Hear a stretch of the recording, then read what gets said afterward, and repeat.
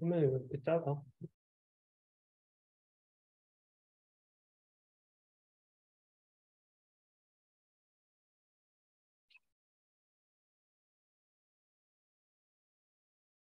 됐다.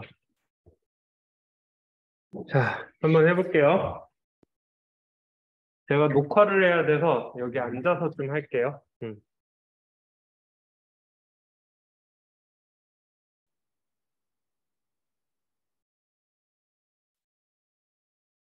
더 잘 나오네요.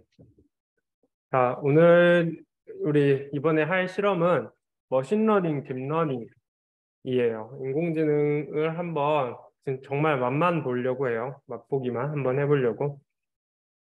우리한테 주어진 시간이 한 6시간. 네.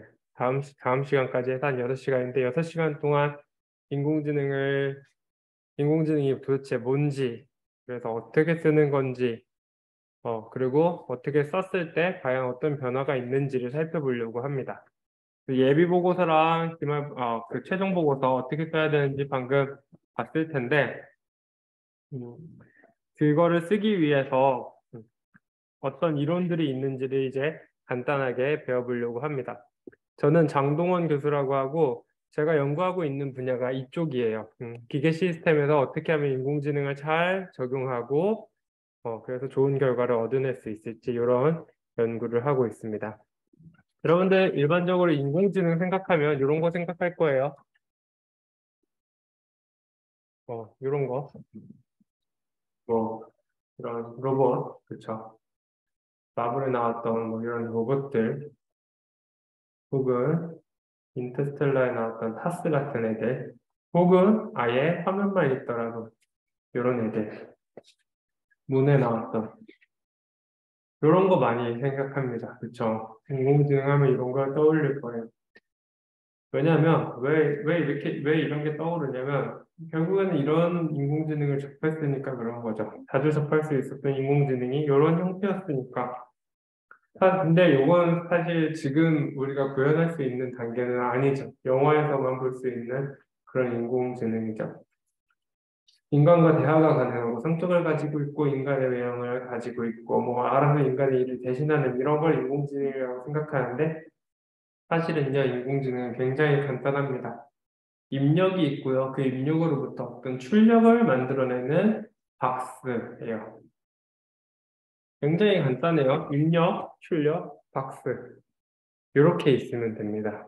그런데 하나가 더 추가되는데 이 박스 안에 있는 어떤 숫자들이 있어요. 이 박스 안에는 어떤 식이랑 숫자들이 있는데 이 식과 숫자, 특히 숫자가 스스로 찾아줘야 돼요. 스스로 학습돼야 돼요. 숫자를 스스로 학습하는 게 바로 인공지능입니다. 자, 입력이 들어가서 출력이 나오는 거 뭐 있어요? 함수 있죠? 입력이 들어가서 출력이 나오는 게 함수인데 함수랑 다른 게 바로 스스로 학습이라는 부분이에요. 함수는 스스로 학습을 하지 않죠. 우리가 이미 만들어 놓은 어떤 식에 그냥 x를 넣으면 y가 나올 뿐이에요. 그런데 인공지능은요. 이렇게 된 거에 넣었을 때 스스로 학습을 통해서 올바른 출력이 나오도록 혹은 바뀐 출력이 잘 나오도록 되어 있는 게 인공지능입니다. 예를 들어서 자, 사진이 입력으로 들어와요. 그리고 출력이 그 사진이 남자인가 여자인가 혹은 누구인가가 된다면 얼굴 인식 혹은 사진첩에 사람들 분류하는 게 되겠죠. 예를 들어서 인풋이 개인정보예요. 자기 개인정보를 보고 돈을 갚을 능력이 있는지 없는지 이런 걸 한 출력으로 하게 된다면 얘는 대출 승인을 하는 인공지능이 되겠죠. 예를 들어 영상이 입력으로 들어오는데 만약에 영상에 무엇이 있고 여기를 가도 되는지 이런 게 출력이 된다면 그거는 자율주행이 될 거예요. 무슨 이야기인지 알겠죠? 그래서 입력과 출력, 내가 어떤 입력으로부터 어떤 출력을 낼 건지 그거를 잘 결정해줘야 좋은 인공지능 그리고 올바른 여러분들이 어떤 인공지능을 개발할 때 시장성이 있고 또 사람들이 관심을 가질 만한 인공지능을 개발할 수가 있어요. 입력과 출력을 잘 결정해야 돼요. 자, 그러면 이제 박스는 도대체 뭐냐? 그럼 학습은 뭐냐? 자, 이제 이 이야기를 해보도록 할게요. 입력과 출력은 쉬워요. 입력과 출력은 데이터니까 그냥 저런 거구나 하면 되는데 그럼 이제 박스랑 학습이 문제가 됩니다. 자, 먼저 학습에 대한 이야기를 해볼게요. 학습. 여러분들이 강아지를 처음 본다고 합시다. 강아지를 처음 보면 여러분들은 어떻게 하나요? 인터넷에다가 검색을 하죠, 보통. 인터넷에다가 강아지는 뭐지? 강아지 물음표 치면 구글에 다 알려주죠. 강아지는 뭐 무슨 뭐 어쩌고 저쩌고 후유려고 어쨌다 어쨌다 늑대로부터 어쨌다 뭐 이런 이야기 쭉 나오죠. 그러면 여러분은 강아지는 그런 거구나 하고는 이해를 하죠. 자, 어린이들은 어떻게 배우나요? 자, 어떤 어린이가 말을 할 줄 아는 어린이가 이제 어떤 섬에서 살다가 강아지가 없는 섬에서 살다가 이제 육지로 나왔어요. 엄마랑 같이 이제 육지를 가는데 강아지를 처음 보게 되는 거예요. 엄마 저게 뭐야? 라고 이제 아이가 물어봅니다. 그랬더니 엄마가 저거 강아지야 라고 해요. 아이는 이 강아지를 보면서 이제 판단을 하는 거죠.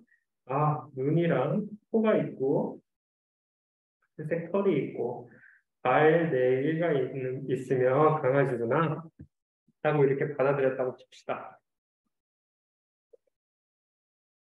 자, 이번에는 이 어린이가 또 길을 갑니다. 이걸 봤어요. 자, 아까 판단한 정보에 의하면, 그쵸? 눈 두 개, 코 있고, 갈색 털에 발 네 개예요. 그럼 이거 당연히 강아지죠. 어린이가 물어봐요, 엄마한테. 엄마 이거 강아지지? 그랬더니 엄마가 아니래. 그럼 뭐야? 이건 강아지고, 얘는 강아지 아니고. 그럼 두 개 비교해야 되겠죠. 아, 보니까 귀가 접혀 있네. 그 다음에 입을 열고 혀를 잘 내미네. 그러면 정보를 수정을 하는 거죠. 검은 눈, 검은 코, 입을 열고 혀를 내밀고 있고 귀가 접혀 있고 갈색 털을 가지고 팔이 네 개 있는 거. 정보를 수정을 합니다. 자, 이제 귀를 가고 쟤를 봅니다. 쟤는 방금 정보에 의하면 걔가 아니에요. 왜? 귀가 안 접혀 있고 갈색 털도 아니니까. 엄마 저거 강아지 아니지? 그랬더니 엄마가 저거 강아지 맞아. 그럼 또 정보를 수정해야죠. 아, 귀가 접혀 있는 거 전혀 문제가 안 되고 갈색 털인 것도 전혀 문제가 안 되는구나. 대신에 뾰족한 주둥이가 있어야 되네. 눈 색깔도 필요 없고, 털 색깔도 다 필요 없고, 근데 사람을 좋아하네. 이런 식으로 정보를 계속해서 수정을 해나가겠죠. 자, 이 아이는요, 강아지를 많이 보면 많이 볼수록 어떤 동물이 강아지인지 아닌지를 확인을 더 잘 파악하게 되겠죠. 더 잘 판단하게 되겠죠. 자, 데이터가 많으면 많을수록 인공지능은 정확해져요. 아이가 많은 강아지를 보면 볼수록 강아지를 잘 맞추는 것처럼 인공지능은 똑같습니다. 많은 강아지, 많은 데이터를 학습했을 때, 학습하고 그 안에 정보들을 계속 수정해낼 때 인공지능은 정확해져요. 그래서 인공지능은 사실 데이터를 굉장히 많이 필요로 합니다. 인공지능은 다량의 데이터를 필요로 하는데, 그래서 데이터가 많아지기 전까지는 잘 안 됐어요. 그런데 이제는 데이터가 굉장히 많아져서 잘 되는 상황이죠. 자, 좀 추상적인 이야기는 오케이 됐고, 그럼 이제 조금 더 숫자를 가지고 이야기를 해볼게요. 자, 스마트폰의 성능과 가격이 1122, 33인 걸 알아요. 그러면 2.5일 때는 얼마인가요? 여러분한테 물어보면 여러분들 뭐라고 대답하겠어요? 2.5라고 잘 대답을 하죠. 왜 2.5라고 대답했어요, 근데? 네. 성능이랑 가격이랑 같아요. 그렇죠? y는 x예요. y는 x. 그렇죠? y는 x입니다. 그래서 고민할 것도 없이 2.5예요. 자, 그런데 이 간단한 문제를 컴퓨터는 못하죠. 컴퓨터한테 이렇게 줘놓고 2.5일 때 뭐야라고 물어보면 여러 가지 코딩을 해줘야지만 이게 2.5인 거를 알아내죠. 자, 그러면 컴퓨터한테 이제 박스는 하나를 줘야 돼요. 박스를 주는데 그 박스는 뭐냐면 보통 우리가 가정이라고 합니다. 가정을 하나 줘요. 이거 있잖아. WX 더하기 B라는 식이거든. 이 X랑 Y가 WX 더하기 B라는 식을 따라. 그러니까 X에 1이 들어왔을 때 Y가 1이 나가야 되거든. 그러면 거기에 맞는 W랑 B는 뭐지? 그 W랑 B를 좀 찾아줘. 컴퓨터한테 이렇게 명령을 하는 거예요. 1, 1, 2, 2, 3, 3이 들어왔을 때 W랑 B를 찾아줘라고 하는 거예요. 결국엔 뭐냐면 1, 1, 2, 1, 1, 2, 3, 3을 그려놓고 잘 맞추는 이 점들을 잘 이어주는 직선을 찾는 문제라는 거예요. 이건 저거 다 알죠? W는 1이고 B는 0일 때 직선이 딱 그려지잖아요. 컴퓨터는 어떻게 찾냐면 어떻게 찾겠어요? 가장 쉬운 거 W랑 B를 막 랜덤하게 바꿔보는 거죠. 랜덤하게 막 바꾸다가 하필이면 1, 0 나왔을 때 잘 맞네 라고 찾아내면 되겠죠. 그런데 W랑 B가 예를 들어서 100가지씩 있다고 합시다. 종류가 100가지씩. W랑 B에 들어갈 수 있는 숫자가 100가지씩이면 많이에요. 만 분의 1이에요. 그런데 W랑 B에 들어갈 수 있는 숫자가 소수까지 치면 100개가 뭐예요? 그렇죠? 엄청나게 많죠? 그러니까 랜덤하게 W랑 B를 찾아서 직선을 딱 맞는 직선을 찾는다는 거는 확률이 0이에요. 0. 그럼 뭔가 방법이 필요하겠죠? 그렇게 찾아낸 방법이 뭐냐면 바로 오차의 제곱이 최소가 되게 하는 방법입니다. 자, 예를 들어서 컴퓨터가 이 노란색 선을 찾았어요. 자, 이 노란색 선을 찾았어요. 자, 어떤 WX 더하기 B라는 노란색 선을 찾았는데 보니까 지금 1,2, 2,2, 3,3이랑 안 맞아요. 그쵸? 잘 안 맞아요. 얼마만큼 잘 안 맞냐면 자, 1,1일 때, 자, x가 1로 들어왔을 때 원래 정답은 1이에요. 그쵸? x가 1이 들어올 때 원래 정답은 1인데 지금 여기에 의하면 뭐라고 하는 거예요? 뭐 한 1.4 정도 된대요. 자, 그럼 0.4 정도의 오차가 발생을 했죠? 음. 자, 이번에는 원래 정답은 2일 때 2예요. 그쵸? 근데 여기서는 뭐래요? 뭐 한 1.8이래요. 그쵸? 그러면 0.2 정도의 오차가 발생을 한 거예요. 자, 이번에는 3일 때 정답은 원래 3이어야 되는데 한 2.3이래요. 그러면 0.7만큼의 오차가 발생을 한 거죠. 자, 이 오차의 합이 뭐가 됐을 때 가장 잘 맞는 건가요? 0이 될 때죠. 그렇죠? 0이 될 때 가장 잘 맞는 거예요. 그래서 이 오차가 0이 되게 만들면 좋겠는데 자, 오차는요. 플러스가 나올 수도 있고 마이너스가 나올 수도 있어요. 이렇게 아래에 있을 때는 플러스, 이렇게 위에 있을 때는 마이너스예요. 합 표현은 재수가 없으면 이 합이 잘 안 맞는데도 0이 될 수 있겠죠. 예를 들자면 이런 경우. 다 지울게요. 이런 경우. 딱 이렇게 되는 경우. 여기 1, 여기 마이너스 1, 여기 0이면 오차 합이 0이죠. 아, 그러면 오차로 하면 안 되겠다. 제곱으로 해보자. 제곱으로 해보자. 그래서 제곱을 하면 문제가 없어요. 자, 그래서 오차의 제곱이 최소가 되도록 W랑 B를 찾자라는 게 우리의 목표입니다. 자, 그래서 WX 더하기 B는 가정이라고 하고요. 지금 오차의 제곱은 코스트 펑션이라고 합니다. 코스트 펑션 혹은 로스라고도 해요. 자, 코스트 펑션이라는 건 뭐냐면 이 코스트 펑션을 가장 작게 만들었을 때의 W랑 B가 우리가 원하는 값이다라는 거를 알려주는 어떤 함수예요. 그래서 다시 말하자면 코스트 펑션을 미니마이즈 하는 게 이제 목표죠. 다음 문제 잠깐 한 번만 볼게요. 자, 이번에는 스마트폰에 대한 어떤 정보가 있냐면 스마트폰 가격과 하루 사용 빈도를 체크하고 그 다음에 2년 뒤에 작동 여부를 조사한 그런 표가 있다고 해볼게요. 자, 하루 사용 빈도, 가격, 그리고 2년 뒤에 작동 여부. 예를 들자면, 그러니까 89만 원짜리 핸드폰을 샀어요. 이 사람은 하루에 64번 정도 계속 썼고요. 그랬더니 2년 뒤에 여전히 작동하는 걸 알았어요. 어떤 사람은 17만 원짜리 핸드폰을 샀어요. 하루에 33번 썼더니 2년 뒤에 작동을 안 하더라. 무슨 이야기인지 알겠죠? 요런 어떤 데이터를 모았어요. 자, 그랬을 때 그러면 하루 사용 빈도는 50이고 가격이 30이면 여기 동그라미예요, X예요? 라고 물어보면 잘 대답 못해요. X예요. 좋아요. 자, 근데 이 문제는 쉽게 대답을 해요. 근데 왜 X라고 대답했어요? 이게 음. 빈도수 45번일 가격 32만 원이 보통이 안 했기 때문에 네. 네, 그거 보고 하루 빈도 50일 때 별로 30은 적용 안 할 거라고. 오케이. 좋아요. 좋은 추론이에요. 좋은 추론인데, 자, 그림을 그리면 명확해져요. 물론 단편적인 하나의 데이터만 가지고 보면은 좀 불명확할 수 있는데, 자, 이렇게 그림을 그리면 물음표, 초록색 물음표가 어디에 있다는 게 명확하죠? X에 있죠, X에. X에 있습니다. 그래서 쟤는 아마도 X일 거예요. 그렇죠? X라는 걸 알 수가 있습니다. 컴퓨터는 이거 어떻게 할까요? 바로 직선을 그어보는 거죠. 직선을 그어서 동그라미랑 X를 정확하게 구분할 수 있으면 오케이예요. 요렇게. 이렇게 직선 하나를 그어서 동그라미랑 X를 명확하게 구분하는 거. 자, 요렇게 됩니다.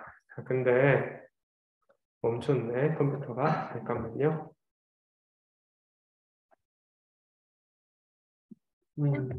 컴퓨터가 멈췄어. 어. 자, 그래서 인공지능 문제는요, 두 가지 문제가 있습니다. 첫 번째 문제처럼 어떤 점들을 누가 더 잘 읽는지, 누가 더 점들을 잘 표현하는 식인지를 찾아내는 리니어 리그레션. 선형 회귀라고 해요. 한글말로는 리니어 리그레션 문제가 있고요. 누가 데이터를 잘 나누는지를 하는 로지스틱 리그레션이라는 게 있습니다. 자, 그래서 인공지능은 두 가지 종류가 있다라는 거. 리니어 리그레션과 로지스틱 리그레션이 있다. 리니어 리그레션은 선을 누가 더 잘 찾냐, 점들을 누가 더 잘 이어주냐라는 거고요. 로지스틱 리그레션은 점들을 누가 더 잘 나누냐예요. 자, 예를 들자면 그러니까 내일 날씨가 맑음일지 구름일지 비가 올지 눈이 올지를 구분하는 예측하는 인공지능은 리니어일까요? 로지스틱일까요? 내일 날씨가 비가 올지 구름이 많을지 눈이 올지 이런 걸 하는 거는 얘가 어디에 속해 있냐죠, 그렇죠? 어느 점에 속해 있느냐를 알고 싶은 거예요. 내일의 날씨가 예를 들어서 여기에 있는데 이게 X냐 동그라미냐라고 물어보는 거예요. 그러니까 로지스틱 리그레션이에요. 자, 다시. 그럼 내일의 기온이 그러니까 몇 도냐? 내일의 기온이 몇 도냐를 물어본다면 이거는 리니어 리그레션입니다. 왜냐하면 어떤 특정한 값이 나와줘야 돼요. 자, 여기가 내일입니다. 내일. 내일일 때 여기가 몇 도지? 라고 물어보는 거거든요. 음. 그래서 보통은 리니어 리그레션은요, 여러분들 예측했을 때 숫자가 나오면 리니어 리그레션이에요. 왜냐하면 어떤 식을 찾은 거니까. 자, 로지스틱 리그레션은요, 보통 어떤 분류가 나오면 로지스틱 리그레션입니다. 자, 그래서 인공지능, 배우, 다 여러분들 이제 끝났어요. 다 배웠어요. 자, 입력이라는 게 있고 출력이라는 게 있더라. 그리고 그 입력과 출력이 만드는 박스라는 게 있는데 그 박스 안에 있는 어떤 숫자들, 예를 들자면 W랑 B, 얘네를 스스로 찾아내게 하는 게 바로 학습이다라는 거예요. 네, 원래 이 인공지능은 여러분들 80년대 이때도 이미 유행을 했던 학문이고요. 70년대, 60년대에도 이미 나와 있었어요. 근데 왜 그동안 그럼 못 썼냐? 뭔가가 막혀 있었거든요. 뭔가가 막혀서 더 이상 진행이 안 됐어요. 근데 그게 최근 들어서 알고리즘도 새롭게 개발되고 데이터도 막 생기고 컴퓨팅 파워도 상승을 하다 보니까 이제 다 해결이 되면서 지금 바로 인공지능 세대가 됐죠. 자, 그래서 여러분들 인공지능으로 할 수 있는 게 너무 많아요. 요즘 여러분들 인공지능 주변에 너무 많죠. 당장 오늘 아침에도 저는 핸드폰 못 찾아가지고 빅스비아 핸드폰 찾아줘. 저는 갤럭시 쓰거든요. 빅스비아 핸드폰 찾아줘. 라고 했고 저희 아내는 핸드폰 못 찾아서 시리아 핸드폰 찾아주라고 했어요. 아무튼 그것도 다 인공지능이죠. 그런데 제가 최근에 현대자동차에 자기 회사 기술이 얼마나 잘 만들어졌는지, 자기네 회사 기술이 얼마나 좋은지를 이제 설명하는 그런 자리에 갔다 왔는데, 가보니까 인공지능 세상이에요. 정말 그 공장들이 다 인공지능을 쓰고 있고, 예를 들면 뭐 얘가 잘 작업이 되고 있는지, 혹은 불량이 있는지 이런 거 검사하는 거 다 인공지능이 하고요. 조립하는 거 로봇가 하는데 그 로봇에 들어가 있는 게 뭐 인공지능이죠. 용접 이런 거 다 하고 로봇이 하고 정말 안 쓰는 데가 없더라고요. 작업자들조차 감시하는 감시는 아니죠. 작업자들이 뭐 쓰러지거나 그렇죠? 혹은 뭐 쓰러진 게 결국에는 뭐 자고 있거나 그렇죠? 우리가 정확히는 모르지만 어쨌든 감시의 목적으로도 막 로봇가 돌아다니고요. 인공지능의 시대가 됐어요. 나중에는 여러분들 정말 그런 곳에 사람이 일하지 않게 될 가능성이 매우 높죠. 그러니까 여러분들 졸업했을 때 여러분들이 갈 직장이 없을 수도 있다는 거예요. 뭐 당장 뭐 한 2년 남았지만 2년 동안 사회가 급격하게 얼마나 변할지도 모르는 거고 당장 10년 후에 뭐 아무도 모르죠. 그래서 저도 애들한테 뭘 도대체 배우라고 해야 될지 아직 애들 5살, 2살인데 뭘 배우라고 해야 될지 뭘 해라고 해야 될지 감도 안 와요. 그만큼 인공지능이 너무 빠르게 발전을 하고 있는데 그럼 여러분들 이제 일자리 없어서 나중에 취직 못하냐? 라고 물어본다면 저는 일단은 그건 아닐 거야 라고 말을 해요. 왜냐면 어떤 사람들이 필요로 하냐면 기계 전문가들은 여전히 필요로 해요. 그게 뭐냐면 자, 제가 왜 이 이야기를 하는지 이제 이야기를 해볼게요. 옛날에 여러분들 입력으로부터 출력을 내려면 함수라는 걸 이용을 했어요. 그 함수는 어떻게 만들었냐면 사람들이 막 실험도 하고 막 연구도 해요. 물리 법칙 같은 것도 연구를 해서 식을 찾아냈죠. 요거 하는 사람들이 결국에는 뭐 과학자, 엔지니어, 연구자 이런 거였죠. 자, 그런데 이제 인공지능이 나옵니다. 인공지능이 나오면서 입력과 출력을 컴퓨터한테 시켰더니 컴퓨터가 막 잘 찾아내요. 그 관계식을.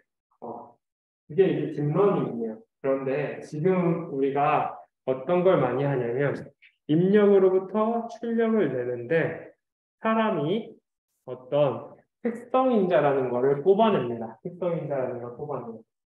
자, 무슨 이야기냐면 자동차 예를 들어 볼게요. 자동차가 있어요. 자동차가 이제 달리는데 이 자동차가 속도가 얼마나 나올지를 예측하는 어떤 뭔가를 만든다고 해봅시다.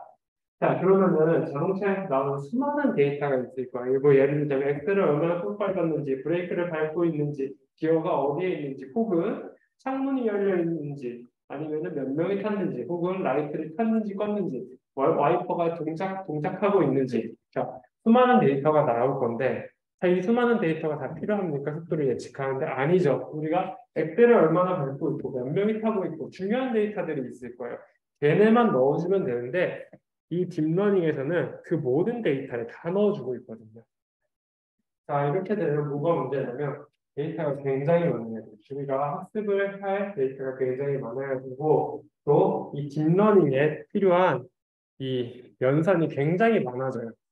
그러다 보니까 느려지고 학습도 잘 안 되고 결과도 부정확해지고 그래요. 그런데 사람이 여기 끼어가지고 어떤 거는 연관이 있어, 어떤 건 연관이 없어를 파악을 해서 데이터를 확 줄인 다음에 학습을 하게 되면 데이터의 종류를 확 줄인 다음에 학습을 하게 되면 데이터 양이 많지 않아도 그리고 이 연산량이 많지 않아도 결과가 잘 나와요.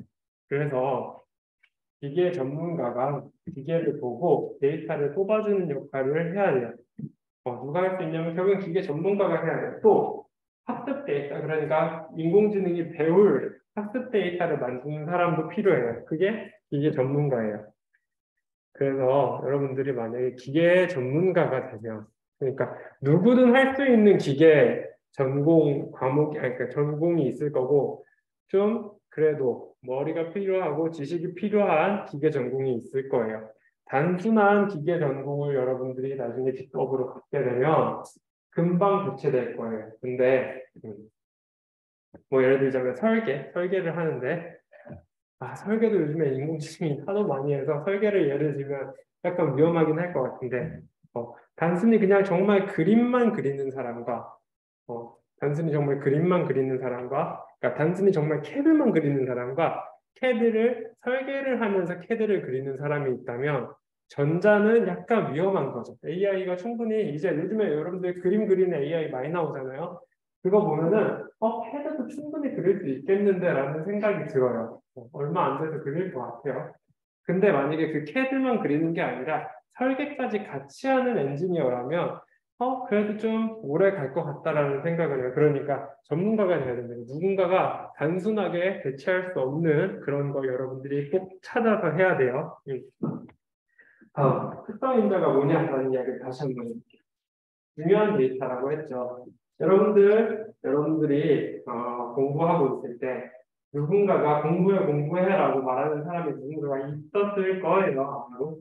그게 선생님이 됐든 부모님이 됐든 뭐 할머니 할아버지가 됐든 아니면 형이 됐든 누나가 됐든 누군가가 공부해라고 계속 이야기를 했을 텐데 그러니까 감시를 했겠죠. 뭐 8시간에 선생님이 감시를 했든 자, 학생이 방에서 공부하고 있는지를 확인하는 방법.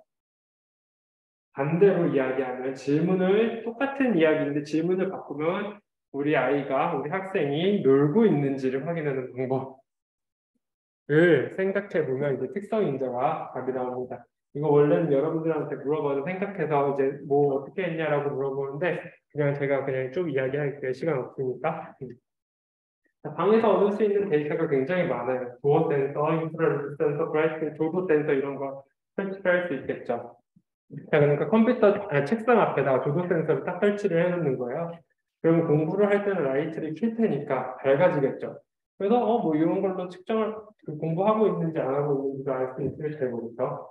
근데 저 같은 경우에 제가 어렸을 때 한 중학생, 초등학교 고학년 이제 그때 저는 어떤 컴퓨터를 썼냐면 모니터가 이런 모니터가 아니었어요. 이거 훨씬 큰 모니터, CRT 모니터라고 하는 그런 모니터를 썼어요. CRT 모니터 써본 사람 있나요, 혹시? 있어요? 써봤어요? 몇 살이에요, 혹시?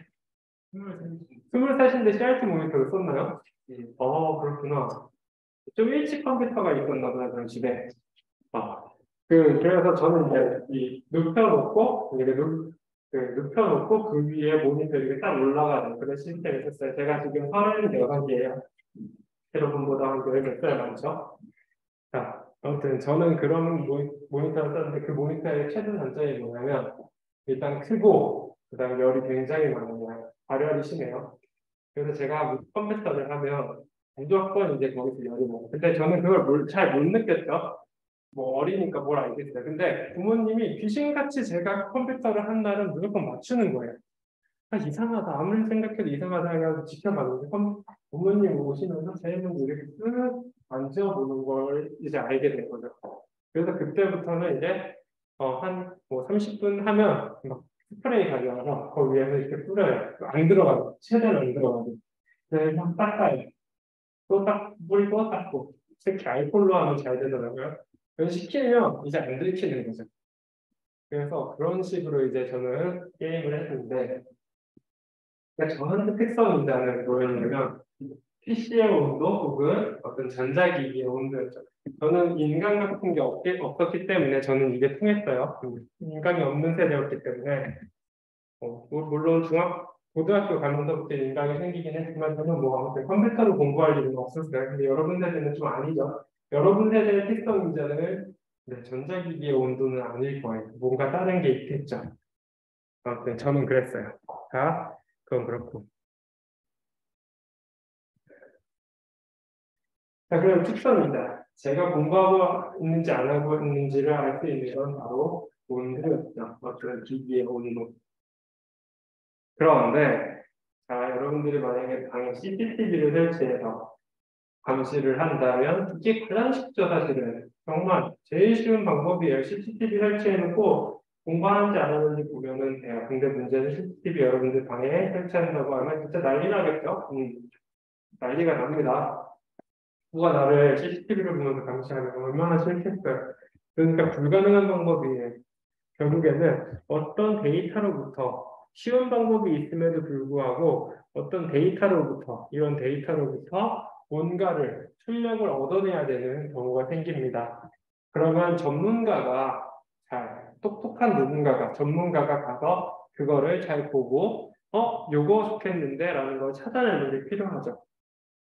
그래서 특성인자를 뽑아줄 전문가가 필요한데 데이터가 많아지면 그 전문가도 필요가 없어요. 아까도 말했지만 데이터가 많아지면. 근데 데이터가 많지 않은 분야들이 있습니다. 예를 들자면 원자력 발전소의 고장을 예측하고 싶어요. 그러면은 고장 데이터들이 필요합니다. 고장 났을 때의 데이터가 필요해요. 그냥 원자력 발전소 몇 번 고장 날 것 같아요?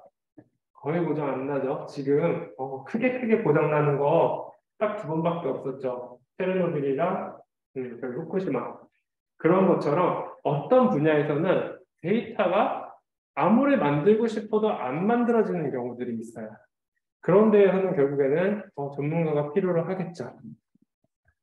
그래서 아무리 발전을 해도 데이터가 적은 분야가 있고 보통은 기계 분야에서 고장 분야라든가 고장을 예측한다거나 어떤 수명을 예측한다거나 그런 거 할 때 보통 데이터가 적어요. 그래서 기계 시스템 전문가가 되면 여러분 다시 말하지만 살아남을 수 있을 거예요. 여러분들이 10년, 20년 정도는 괜찮지 않을까. 근데 뭐 몰라요. 제가 진짜 뭐 10년을 어떻게 알겠어요. 그렇죠? 잘은 모르지만 당장 뭐 한 5년 정도, 10년 정도는 그래도 안정적이지 않을까 생각을 해요. 음. 자, 그래서 자동차의 고장을 진단하기 위한 데이터들이 참 많은데 여기서 특성인자가 뭔지 한번 생각을 해보길 바래요. 지금 잠깐. 네. 한 1분, 2분 정도 생각을 해볼게요. 자동차 굉장히 많은 데이터들이 나올 거예요. 근데 여러분들이 운전하는 입장에서 혹은 카센터를 차를 가지고 갔을 때 그분들이 이거 고장이네? 아니네를 판단하게 하는 뭔가가 있거든요. 그게 바로 특성 인자예요. 그게 뭔지 한번 생각해 보세요. 1분 정도 줄게요. 짧게 줄게요.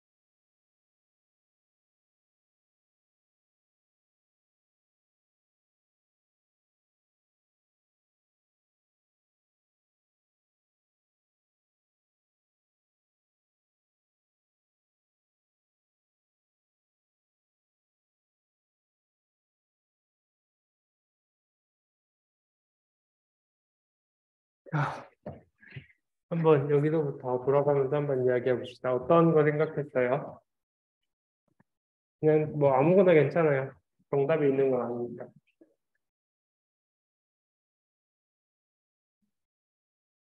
브레이크 밟는 그런 브레이크를 받는 힘으로 고장을 진단할 때 어떻게 진단해요? 몰라요? 어, 모르는데 말을 하면 어떻게 모르는데 그다음 네.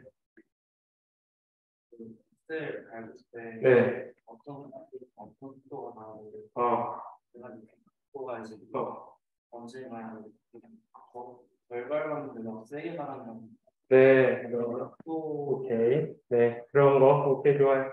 자,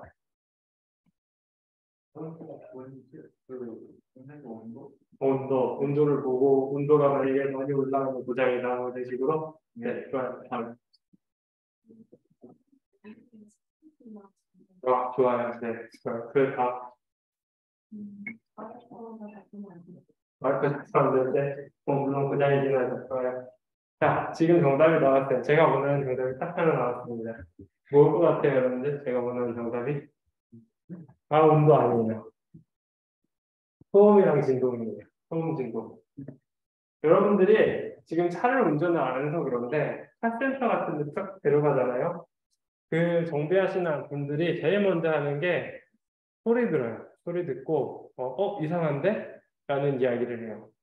그리고 또 주행을 해보면서 이상한 진동이 울리는데 이상한 소음이 들리는데 를 파악을 합니다. 전문가들은 제일 먼저 소음을 들어봐요. 그리고 나서 이제 본네트 열어서 다시 한번 소리 들어보고 이거 어디 문제예요? 이런 식으로 판단을 해요. 전문가들은 특정 인자를 소음, 진동으로 파악을 하고 있죠. 그러면 여러분들이 이제 이 자동차 고장을 진단하는 어떤 인공지능을 만들고 싶어요. 그럼 뭘로 해야 된다? 소음이랑 진동 센서 가지고 하는 게 가장 일반적인 접근이에요. 물론 사람이 느낄 수 없는 어떤 그런 데이터가 있을 수는 있어요. 그러니까 뭐 온도도 측정하고 모두 측정하고 모두 물론 다 측정을 해봐야죠. 그리고 나서 학습도 해보고 하면서 뭐가 잘 맞추나를 확인을 해야 되긴 하겠지만 기본적으로 전문가가 하는 거 소음, 진동은 무조건 넣어야 된다라는 이야기예요. 그게 바로 특성인자다 있는 거죠. 특성인자 뭔지 대충 이제 감이 오나요? 여러분들? 됩니다. 자, 그래서 잠시만요. 마지막으로 한 번만 더 이야기를 하자. 여러분들이 특성인자를 잘 파악할 수 있는 사람이 돼야, 네, 돼야 여러분들 살아남을 수 있을 거예요. 이게 인공지능이 범람하는 시대에서, 네, 그렇습니다. 뭐, 저도 사실은 제가 이제 교수를 하고 있지만 몇 년 후까지 교수를 할지 뭐 장담을 못해요. 이게 언제 이제 AI가 사람들을 가르칠 수 있을지. 사실은 뭐, 이미 가르칠만 하죠. 동영상으로 공부도 하고, 여러분들 다 동영상으로 공부하는 거 익숙하고, 그러다 보니까, 충분히 대체가 될 만하다. 그러면 도대체 교수는 뭐가 필요한가라고 하면 이제, 결국에는 학교에 남아서 연구하는 것밖에 안 남게 되는데, 그러면은 연구원들이랑 다른 게 뭐냐? 이런 식으로 점점 이제, 약간, 위험할 수 있겠다라는 생각을 하게 되는 거죠. 예. 여러분들도 이제 앞으로 어떤 직업을 가져야 될지 생각을 할 때 그런 것들도 같이 고려를 하면서 생각하세요. 고려를 해보면서. 그러니까 지금 인기가 있다고 해서 당장 1, 2년 뒤에 인기가 있을지 5년 뒤에 인기가 있을지 그거 모르는 일이거든요. 산업이라는 것 자체가 이렇게 꿀렁꿀렁 하잖아요. 지금 자유학과, 자유선택할 수 있는 학교들이 기획과 그 인원이 너무 적어서 다 문제라고 하더라고요.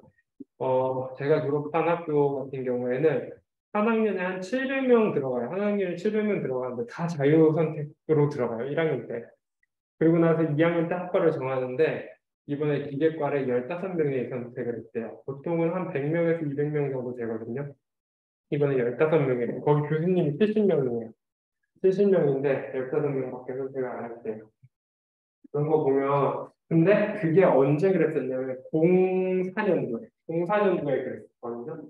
그게 이제 한 15년, 20년 만에 다시 돌아온 거예요. 그 주기가. 그때 04년 때 제일 핫했던 게 컴퓨터랑 반도체였어요. 그러다가 기계에 확 뜨면서 전화기 확 뜨면서 컴퓨터가 확 죽었다가 지금 다시 컴퓨터가 확 올라가는 상태죠. 반도체도 많이 올라가는 상태고 네. 그래서 앞으로 뭐가 인기가 있을지는 잘 모르지만